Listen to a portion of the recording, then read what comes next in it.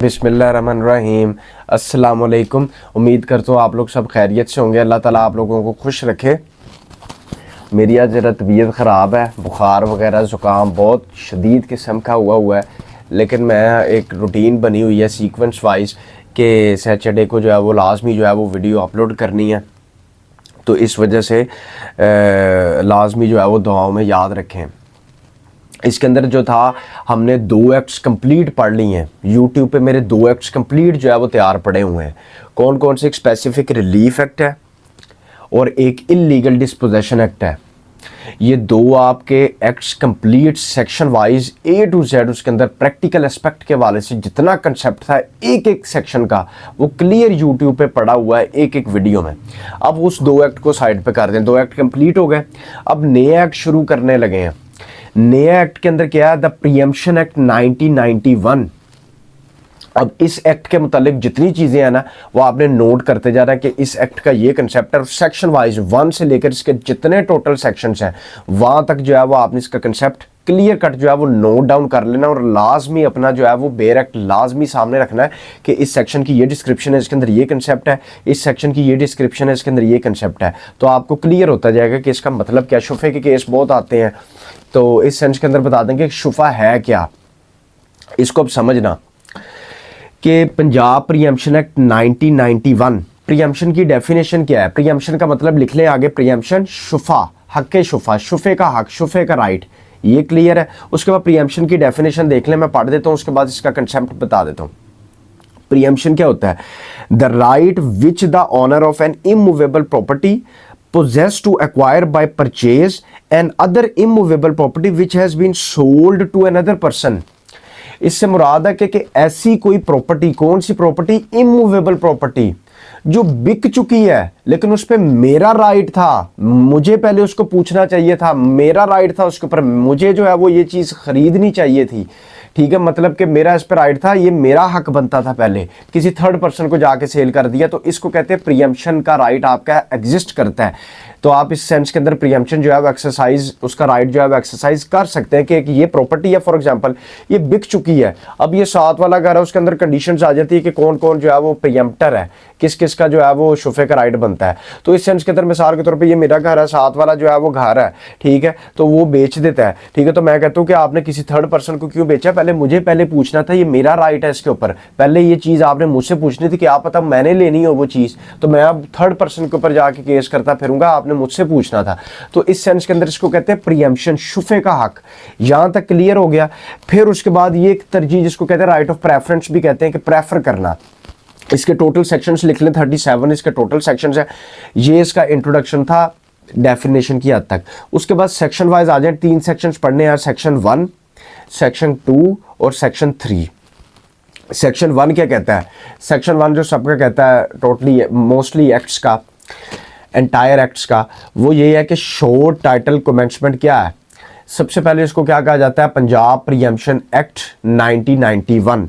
Clear हो गया।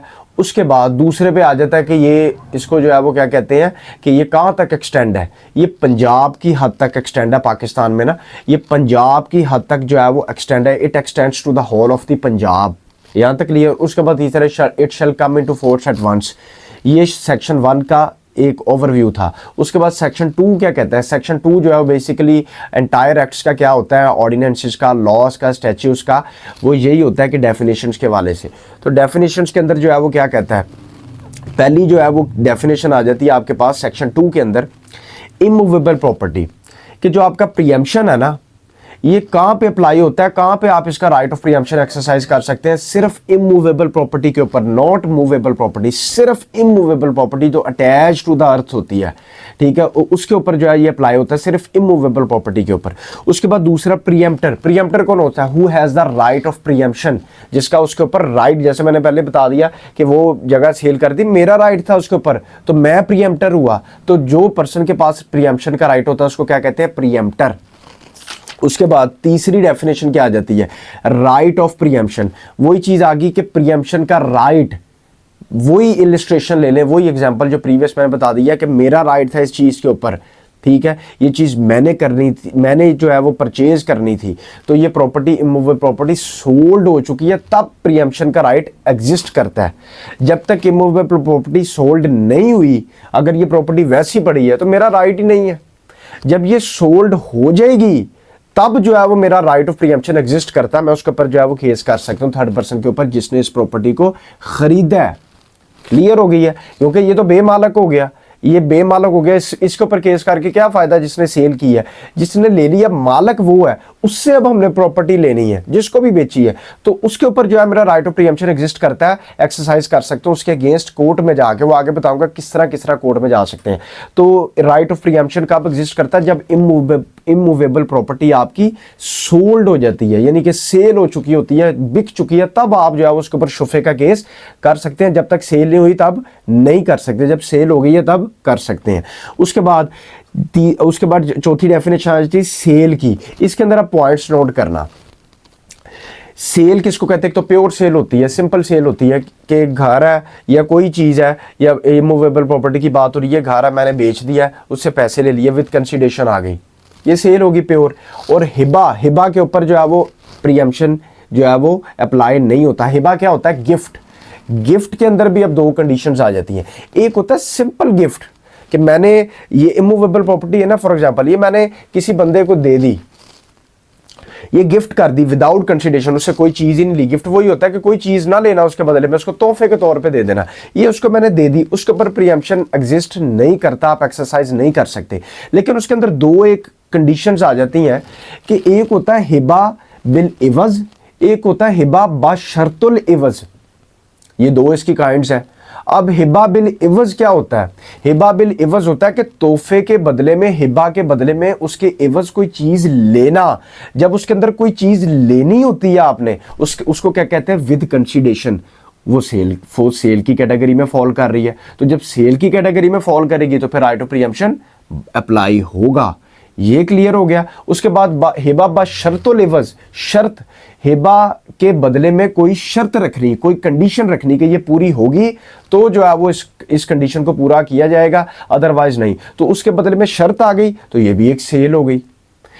Cell होती है जब आपने उसके बदले में कोई कंसीडरेशन लेके आनी है। तो एक सिंपल सा कंसेप्ट है, सेल आपने किसी को बेच दी, उसके बदले में आपने उससे पैसे ले लिए, ये कंसीडरेशन आ गई कंप्लीट, इसके ऊपर जो है वो प्रीएम्पशन का राइट अप्लाई होता है। उसके बाद हिबा, गिफ्ट कर देना, उसके ऊपर अप्लाई नहीं होता, सिंपल किसी को दे देना, यार ये मेरी तरफ से तोहफा रख लो, क्लियर हो गया। अब हिबे की दो काइंड्स हैं, हिबा बिल इवज, हिबा बशर्तुल इवज। हिबा बिल इवज से मुराद है कि इसके इवज मैंने कोई चीज लेनी है, तो ये गिफ्ट तो ना हुआ प्योर, ये तो इसके अंदर सेल की कंडीशंस आ रही हैं, कंसीडरेशन आ रही है, तो इस सेंस के अंदर इसके अंदर प्रीएम्पशन अप्लाई होगा। हिबा बशर्तुल इवज, इसके अंदर कोई कंडीशन रख दी, शर्त रख दी, तो उसके अंदर भी प्रीएम्पशन अप्लाई होगा। लेकिन प्योर सेल और प्योर जो गिफ्ट है, प्योर सेल के ऊपर अप्लाई होता है, गिफ्ट के ऊपर अप्लाई नहीं होता। गिफ्ट के आगे दो कंडीशंस हैं, वो कौन सी, हिबा बिल इवज और हिबा बशर्तुल इवज, उसके ऊपर प्रीएम्पशन अप्लाई होता है। मींस जहां पे कंसीडरेशन आ जाती है वहां पे आपका प्रीएम्पशन का राइट अप्लाई होगा। जहां पे विदाउट कंसीडरेशन है, जैसे सिंपल ये पकड़ा दिया तोहफे के तौर पे, मैंने कुछ नहीं लेना, ये आपको तोहफा कर दिया, तो उस पर प्रीएम्पशन अप्लाई नहीं होता। उसके बाद अगली चीज आ जाती है मूड्स। कौन से ऐसे मूड्स हैं जिसमें प्रीएम्पशन अप्लाई नहीं होता, लिख लें। एक होता है एक्सचेंज, कि आपने एक्सचेंज कर ली कोई चीज़, इसके बदले में ये चीज़, जैसे बार्टर सिस्टम होता है, ये कप दे के मैंने उसके बदले में कोई चीज़ ले ली, उसके ऊपर अप्लाई नहीं होगा, पैसे होने चाहिए। उसके बाद लीज पे दे दी, ठेके पे दे दी, ठीक है, तो रेंट आउट कर दी, उसके ऊपर जो है वो अप्लाई नहीं होता। मोर्टगेज के अंदर आ जाता है कफालत के तौर पर, गिरवी रख दी, ये चीज़ आ गई। फिर उसके बाद एक हिबा के ऊपर अप्लाई नहीं होता, लेकिन हिबा की दो कंडीशंस जो है, बिल इवज और बशर्तुल इवज, उसके ऊपर जो है वो अप्लाई होता है, क्योंकि उसके अंदर जो है वो आपने कंसीडरेशन आ जाती है, उसके बदले में आपने कोई चीज़ दे के उससे कोई चीज़ लेनी होती है, इस सेंस के अंदर उसके ऊपर प्रीएम्पशन का राइट अप्लाई होता है। उसके बाद अगली चीज़, ये सेक्शन 2 की डेफिनेशंस जो मेन थी ये क्लियर होगी। आज के इस वीडियो में लास्ट सेक्शन पढ़ना है इंटरप्रिटेशन के वाले से। ये कहता है इंटरप्रिटेशन क्या चीज़ है, उसके वाले से ये कहता है कि अगर आपने कोई, आपको कन्फ्यूजन आ जाती है कि यार ये यहाँ पे प्रियम्पशन का राइट कैसे एग्जिस्ट करेगा या यहाँ पे नहीं हो रहा या क्या हिसाब किताब करें, समझ नहीं आ रही, तो आपने कुरान और सुन्ना से असिस्टेंस ले सकते हैं। कुरान और सुन्ना की मदद से आप ये चीज़ कर सकते हैं कि मेरा राइट प्रियम्पशन बनता है या नहीं बनता। अगर आपको कन्फ्यूजन आ रही है कि यार यहाँ पे मेरा बनता है प्रियम्पशन का राइट, मैं प्रियम्प्टर हूँ या नहीं हूँ, तो आपने किसकी मदद लेनी है? कुरान। अगर कुरान से नहीं मिलती तो सुन्ना से, ठीक है। सुन्नत से आपने वो चीज़ लेनी है, आपने असिस्टेंस ले लेनी है, ठीक है। या वहाँ से अगर आपको कुछ मिलता है तो इस सेंस के वाले से ये इंटरप्रिटेशन दी गई है। सेक्शन 1 कंप्लीट पढ़ लिया, सेक्शन 2 कंप्लीट पढ़ लिया, सेक्शन 3 पढ़ लिया। 1 के अंदर शो टाइटल एक्सटेंट कमेंसमेंट था, 2 के अंदर डेफिनेशंस थी, 3 के अंदर जो है वो आपके पास इंटरप्रिटेशन आ गई। 3 सेक्शंस आपके कंप्लीट है। इंशाल्लाह नेक्स्ट वीडियो के अंदर फर्दर जो है वो सेक्शंस के आगे जो है वो मूव ऑन करेंगे। तो बाकी दुआओं में याद रखिएगा। Thank you very much. अल्लाह हाफिज़।